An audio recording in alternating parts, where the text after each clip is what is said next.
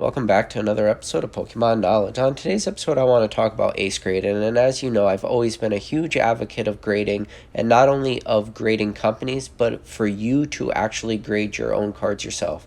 So, with that said, to talk about ace grading, for me, who is an American, who ace grading will probably not make it to the States for a couple months or maybe even a year's time, depending on how smooth the rollout is in the UK and Europe. Now, for me to make this video is definitely jumping the gun, and it could probably come off as pretty stupid, to be honest. And maybe that will even be in the title, like, get ready for some stupid take by some American talking about ace grading. But we're going to do it anyways, just because I'm bored and I got the time. But, we're going to talk about two things. We'll talk about the good things that could come of it, and we'll talk about the bad things that could come of it. But we'll also talk about some of the concerns I've heard people voicing. And sometimes I feel like concerns often get pushed under the rug, but as anything, it's always good to put them out in the open and at least have a conversation, have a discussion. So just to keep this video in a little bit of sense of order, I'll start off with some of the negative things and some of the things that I think could be an issue with pretty much any new grading company, and then especially with ace grading, some of the concerns I've seen or some of the warning signs. And then we'll follow it off with all the good things that I think could potentially come from ace grading. So I guess the real first concern for ace grading would be customer service. And, anytime you deal with a company, if you are the client and they are performing a service for you, you always hope for strong customer service. Now, PokeRan in his Q&A did continuously say that ace grading was going to have really good customer service, but there was obviously like the big red flag during his Q&A, because if he is going to be, either, I'm not sure what his exact ownership stake is in ace grading, if he is a majority shareholder, if he's one of the owners, if he's more or less just a spokesperson, because yes, he does have an absolutely enormous following when it comes to Pokemon, and his ability to push ace grading through to his viewership probably will be a relatively seamless transition, because there are a lot of people that do like him. But with that said, he was not able to answer a lot of questions that a lot of people really had, asking about ace grading. A lot of his answers were, that will come to follow, or that will be in another video. We'll be able to answer that at a later date. And yeah, ace grading is super new. So yeah, maybe he just either one, didn't have the answers yet, or number two, for whatever reason, they were waiting to answer a lot of the questions in the Q&A. And you can go back, and there's multiple times in that Q&A that he was not able to answer questions. And if you are going to ever, already start bragging about your customer service, which doesn't really technically exist yet, and you can answer questions to your potential future clients, yeah, that's a huge red flag. And I don't know why they rolled it out the way they did without being able to answer everybody's questions. When somebody asks a question as simple as, when will we be able to start sending cards to you, and you do not have an answer you can give them at that time, it makes you really question a lot of things. It's like, okay, if you don't even know well, I'm sure they know what day they're going to open, but if you're not willing to, perform good customer service and make that available to people, that date that you plan on accepting submissions and stuff, if you're going to keep that as a secret, that is a little bit of a red flag. So I guess that's the first one. The second one is, yeah, a lot of people are on the fence about PokeRan, and his track record is very opposite from what he is more or less expressing about ace grading. During his Q&A and during the video he put out about ace grading, he talked about ace grading as being more built around for the collector opposed to the investor. And yes, he still did talk like there could be the investing side of ace grading, because anytime you have your card slab, like there is that hopeful inherent value you're going to gain by having your cards. Multiple things happen when you get it graded. You get it authentic. That card is going to be guaranteed authentic. It's going to be graded by an independent third party. So whatever the true condition of that card is, hopefully will be represented by the grade, meaning, you know, everybody always, it's like that saying, everyone always thinks their card's a 10, when in reality, a lot of times, in fact, well, if anything, more times than not, it's not a 10, but people always believe their cards are of the best condition. So to have that independent third party is very important. But now with PokeRan, he is probably one of the most famous YouTubers for really talking about dollar amounts for cards.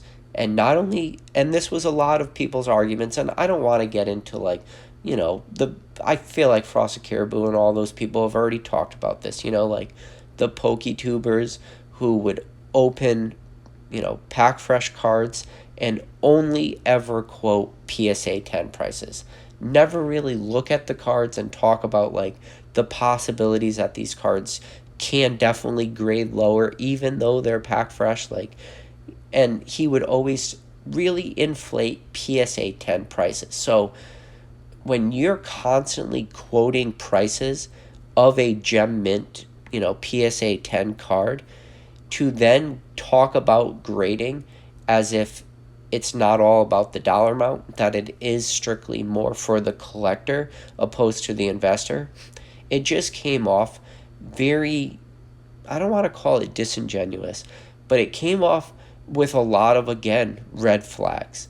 And he should have just said, what everyone was thinking, which was, talk about like, yes, when you have your cards graded for the reasons I just said, for authenticity, for independent third party, condition, all these things, to have your card slabbed and protected, that, throughout that process, there is an inherent value that is gained to those cards.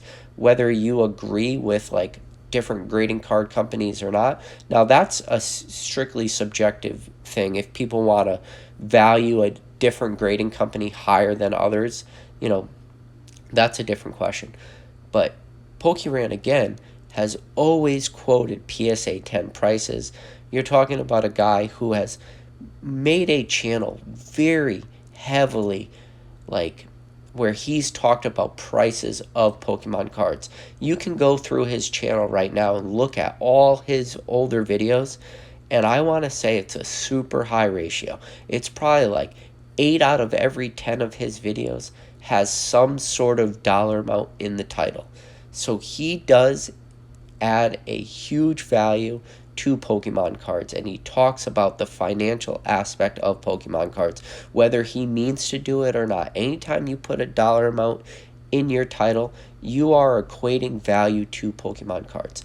So just again, with all that in mind, to then talk about his grading company as being for the collector, it just came off weird. And that's just how, that was my initial impression by listening to this, is like, dude, just tell people, what the question they're asking. And yeah, there was a few times people asked silly questions. Will ace grading cards carry the same premium as a PSA card? And he was pretty good at more or less, trying to keep his way around that answer, not to just flat out say no. But I'll tell you guys right now, will ace grading cards hold a premium to PSA? No, they won't. At least not off the bat. And that's not a biased thing or anything. That is just the truth. PSA cards will hold a premium over ace grading. Now, in the future of this hobby and whatever the long term of ace grading may or may not be, now, will that be true forever? No. But as of right now, today, or the week or month or year that they finally start pushing out cards, no, sorry. There will still probably be a premium to PSA, and there'll be a lot of factors involved in that. One of those factors being people will just not be familiar with ace grading scales yet. People very quickly already want to see a company come onto the market and then give them unearned like accolades or unearned respect or unearned confidence in their grading abilities. And I'm not saying that they will be poor graders, but to give these type of accolades, to get so excited about a grading card company without actually seeing one of their cards in person, I just feel that is a very slippery, very dangerous slope for a lot of people who may really go all in with ace grading and without having any sort of real true proof of concept. It's just a little nerve-wracking. And so what's the next thing you want to talk about? We could just talk about the absolute elephant in the room, and that's obviously the Umbreon from Fates Collide. And I'll throw up a photo of it on the screen right now. They put the wrong date on the card. They have 2019. We all know that that card is an XY era set. It was released in 2016. Fates Collide came out right before Evolutions. Or wait, no. Steam Siege came before Evolution, so Fates Collide was the set before. But anyways, we all know it was 2016. To put the wrong date on one of your example cards for a brand new company where you're going to want to talk to people and tell them how, hopefully you guys are Pokemon experts or you're familiar with Pokemon cards, to have the wrong date, I don't know. It just comes off very poorly. And I don't know how they continued to let it slide for as long as they did, to the point where it made its way into videos. They were talking about the card. It just, I don't know. Unless everything just was pushed so quickly and they were rushing things so fast that they felt, even though that card clearly had an incorrect date on the label, they still decide to put it in their videos, which I get the argument behind it that it's just an example card. But I don't know. I just think that's weird. Does nobody else think that that is weird? That just because it's an example card that they felt they didn't need to have the label be correct? I don't get it. I really don't. I think, I don't know. To me, it comes off as unprofessional. If you're going to have a example card graded, and don't get me wrong, I think they picked a great card. I think that Umbreon is a slept-on card. Fates Collide is probably not really a great set. In fact, it's a pretty terrible set. So to pick the one card that's pretty good out of that set, I mean, I like the card. I think the label looks okay. I do think there is issues with the label, but like I said, to have the wrong date, I don't know. It's just not a good look, at least not for your promotional video where you're making this service available, or not making it available, but I don't know, introducing it to the world, and you have an absolute huge audience as PokeRan, and I don't even know how many views are on that video, but it's got to be in the tens of thousands. So to have the wrong date is just I don't know. It's just a little cringy. Now, let's talk about the labels. So another negative for me personally, and everybody's on different ends of this spectrum, and I could definitely understand, the collector side or versus the investor side, or but for me personally, whenever I see a graded card, ideally I personally like consistencies in the labels where I could very quickly identify a label and know exactly what card grading company that's from.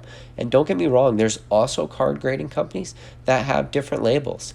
But the only problem is that with what I've seen from Ace Grading is that they're going to be able to really introduce a ton of different labels, from now until forever. And anytime there's multiple cards that they feel is worthy of certain labels, they'll change around the label. And it's very different than, say, like a Beckett, where you can have an 8 versus a 9.5 and a black label. So you got like the silver label, you got the gold label, you got the black label for Beckett. And even though they are 3 different colors, they're still very easily recognizable, and you could instantly identify a Beckett slab opposed to CGC slab versus PSA slab versus a SGC slab versus a GMA slab versus whatever other grading card companies are out there. It's very easy to identify these slabs. So me personally, I would just prefer consistency of the slabs. Now, do I think that the labels take away a little bit from the card? Yes.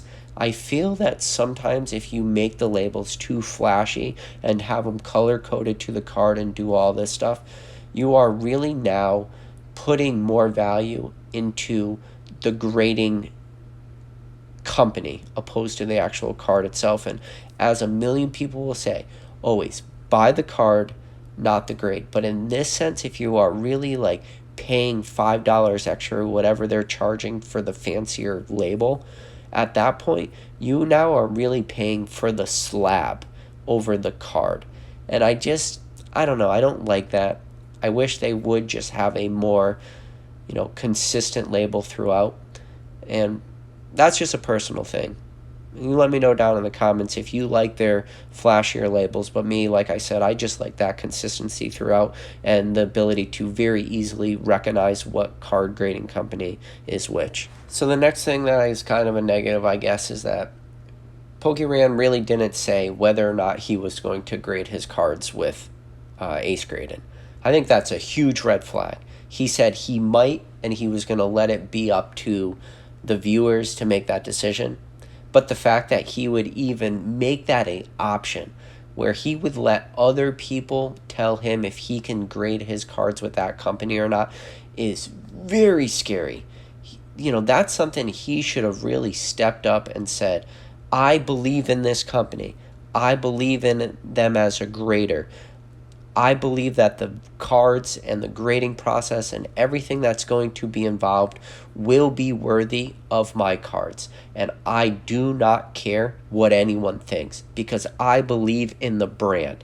And, for him to actually express that and be passionate about the brand that he is promoting with his own cards, it's a lot of that, like, put your money where your mouth is type stuff. But the fact that he didn't just come out and say that he was going to do that he would think about it, I hated that. And I don't ever use the word hate a lot, but I hated that. He needed to just come out and say, when people say, will you grade your cards with Ace Grading? His answer should have been yes, and then just next question. There should have been, no, well, maybe, I don't know, we'll think about it, I'm going to leave it up, blah, blah, blah. No, don't ever do that.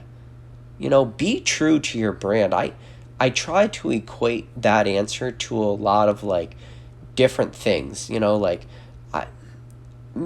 know, like, maybe the CEO of Coca-Cola, if somebody asked him in an interview, do you drink Coca-Cola? And he goes, yeah, I don't know. I just drink Pepsi. But if you guys think maybe I should drink Coca-Cola, I'll let you guys decide. What? No, you do not do that. As the as the spokesperson, as a brand ambassador, whatever you're gonna be, Pokeran, you need to grade your cards with Ace Grading. And if he's not grading his high-end cards with Ace Grading, that means he really knows that there is no value to that grading card company if he continues to go with, say, like a PSA, because of then at that point it really would just be strictly a monetary value.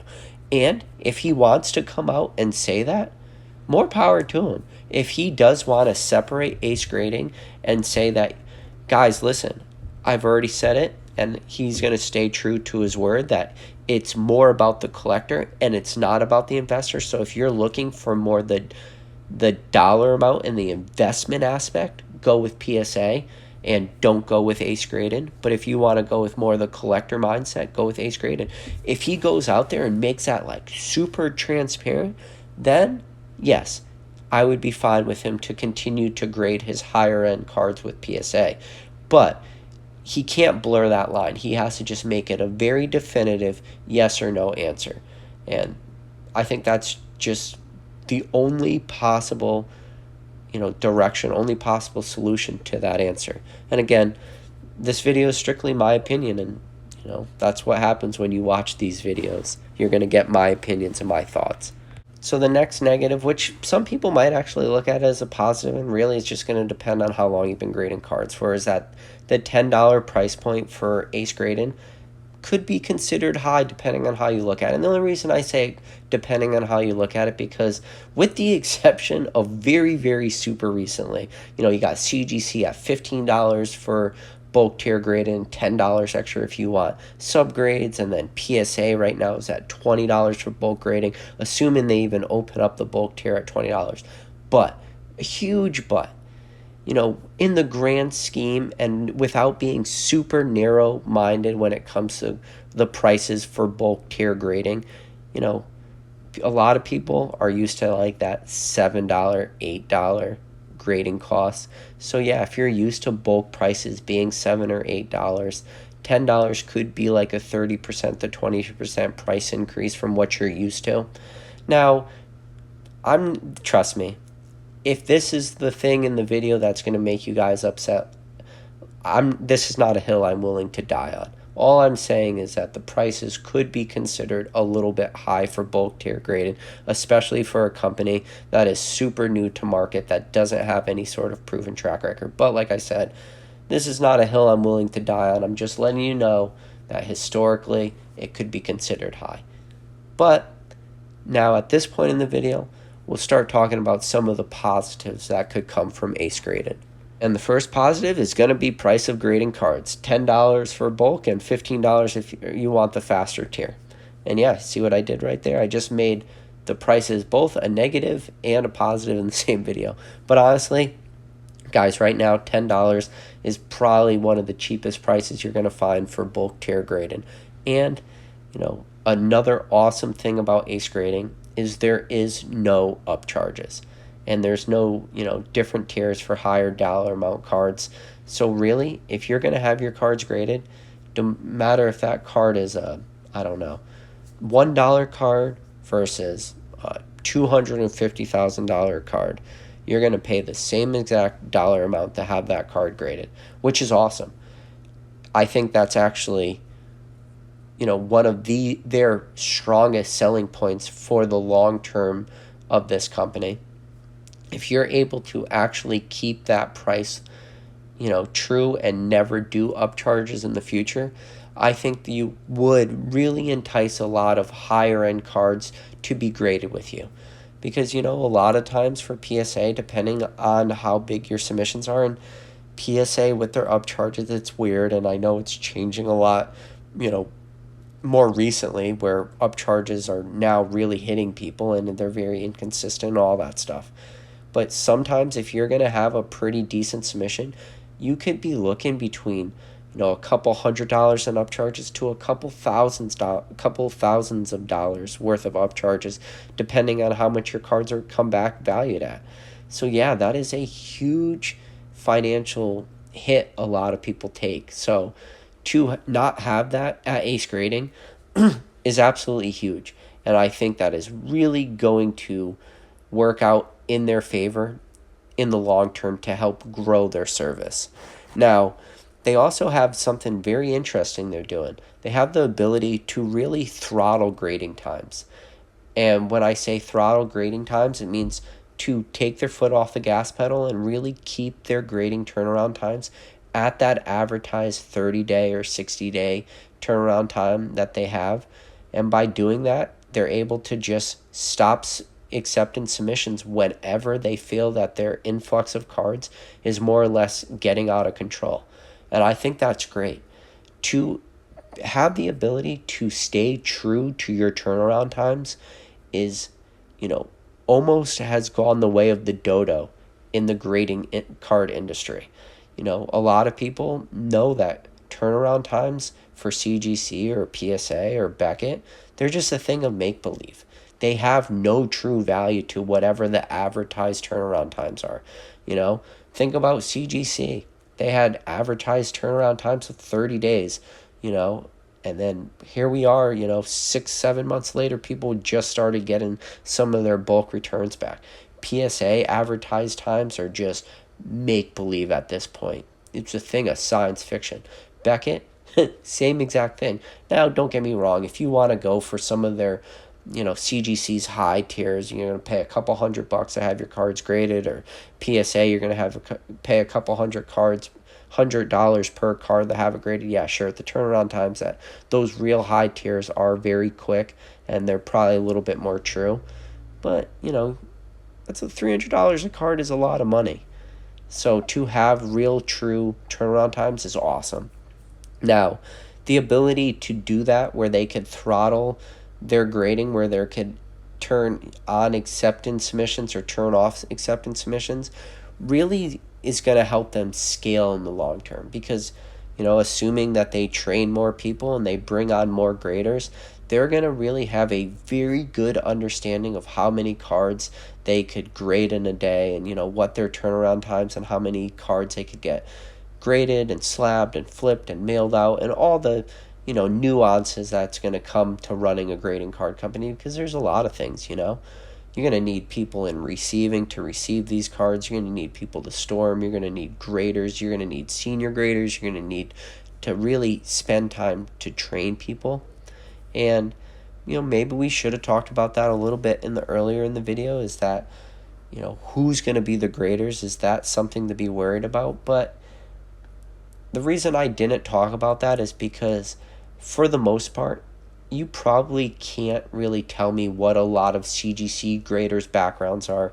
And for PSA, you probably can't really tell me what a lot of the PSA graders' backgrounds are. So to start really nitpicking that with a new grading company, I don't feel that's really genuine. I feel that's like kind of doing them a disservice, because you don't ask those questions really for other grading card companies. Now, should it be a concern to you? Yes. And is it new to have that be a concern? No. When people, and this is going back a while, but people used to talk about how PSA card graders only made it was like $12 or $15 an hour, some like extremely low dollar amount, where some of the PSA card graders at a time, and I'm sure their salaries, since the numbers that I'm quoting, I'm sure their dollar amounts have increased pretty drastically for their card graders. But there was a time people literally brought up that question, like, who are these people that are only getting paid so little bit of money to grade all of our high-end cards and assign grades, which in turn is going to really make or break a lot of the investment in cards. And you guys know that. The difference between a 9 in PSA versus a 10, we're talking huge dollar differences. So that conversation is not new. But like I said, I don't really want to have that conversation with Ace Grading. I hope that however they do their training, that they're doing it correctly. Now, I do, want to send some cards away to Ace in the future. I would like to test them. And, probably one of the things I'll do is probably, recolor a card and see if they could actually recognize recolored cards. I think that would probably be one of the primary things I would do. But it's always good to test companies, because you do want to know that if you're going to start buying graded cards from a company, meaning you go out and grade a card that I want and I'm going to purchase that card, I do want to know that grading card company has good standards, that they are able to recognize a lot of the issues that could arise. And there will definitely be some learning curves along the way, and that's true for any grading company. But we'll see how they handle it. I'll tell you what, it's interesting. And another good thing is competition. Anytime you have more competition in the graded card industry is always a net benefit. I don't think it's ever a net negative for this hobby. And if you have a ton of net positives when it comes to grading, it's going to really be beneficial to everyone. And, I can't really equate how positive of an impact that will have. But that's it, guys. At the end of the day, time will tell. We'll see what happens.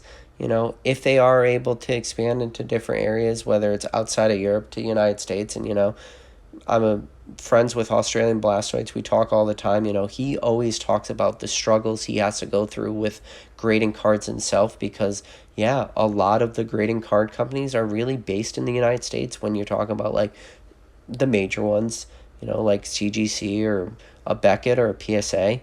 You know, for people that are outside of America, it can be very tough to have your cards graded. So if you have a viable option closer, whether you're in the UK or if they potentially expand to Australia someday or wherever, yeah, all these things, huge net positives.